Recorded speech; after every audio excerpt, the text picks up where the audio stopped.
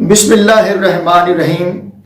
ربنا آتنا فی الدنیا حسنۃ وفی الآخرۃ حسنۃ وقنا عذاب النار۔ آج اس آیت کے مفہوم پہ بات کریں گے کہ اس آیت سے ہمارے ہاں جو علماء کرام اس آیت کے میننگ مراد لیتے ہیں ان پہ بات کریں گے،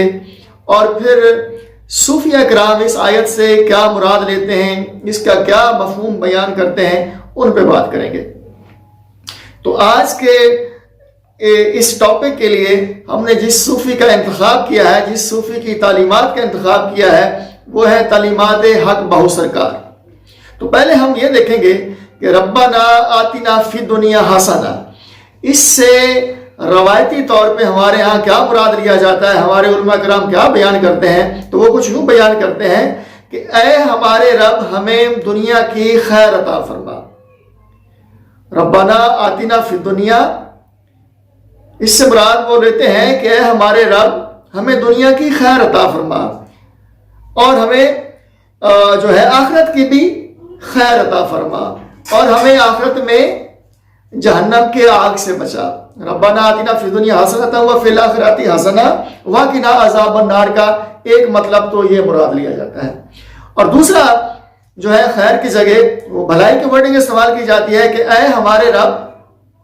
ہمیں دنیا کی بھلائی بھی عطا فرما، اور ہمیں آخرت کی بھلائی بھی عطا فرما، اور ہمیں آخرت میں جہنم کے آگ سے بچا۔ اور پھر جب ان علماء کرام سے پوچھا جاتا ہے کہ خیر اور بھلائی سے کیا مراد لینا چاہیے، تو ان کا جواب کچھ یوں ہوتا ہے کہ خیر اور بھلائی سے مراد ہے دنیا کی آسائشات، دنیا کا مال و متاع، اس سے مراد بھلائی اور خیر سے مراد لیا جاتا ہے دنیا کا مال و متاع اور دنیا کی آسائشات۔ جبکہ روایات میں یہ بھی آتا ہے کہ آقا صلی اللہ علیہ وآلہ وسلم نے دنیا کی جو پرسوٹس ہیں، ورلڈلی پرسوٹس ہیں، دنیا کی جو لگژریز ہیں، دنیا کی جو مال و متاع ہے،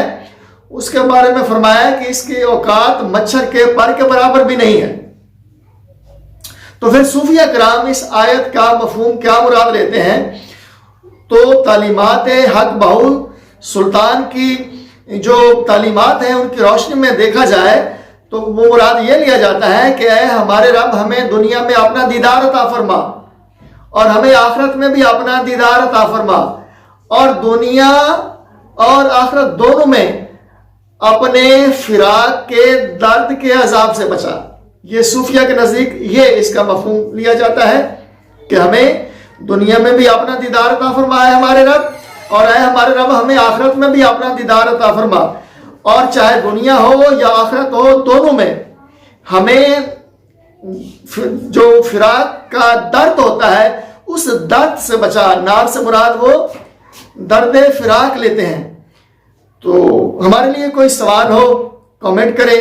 ہماری حوصلہ افزائی کے لیے ہمارے چینل کو سپورٹ کریں، ایک دوسرے کا خیال رکھیے گا۔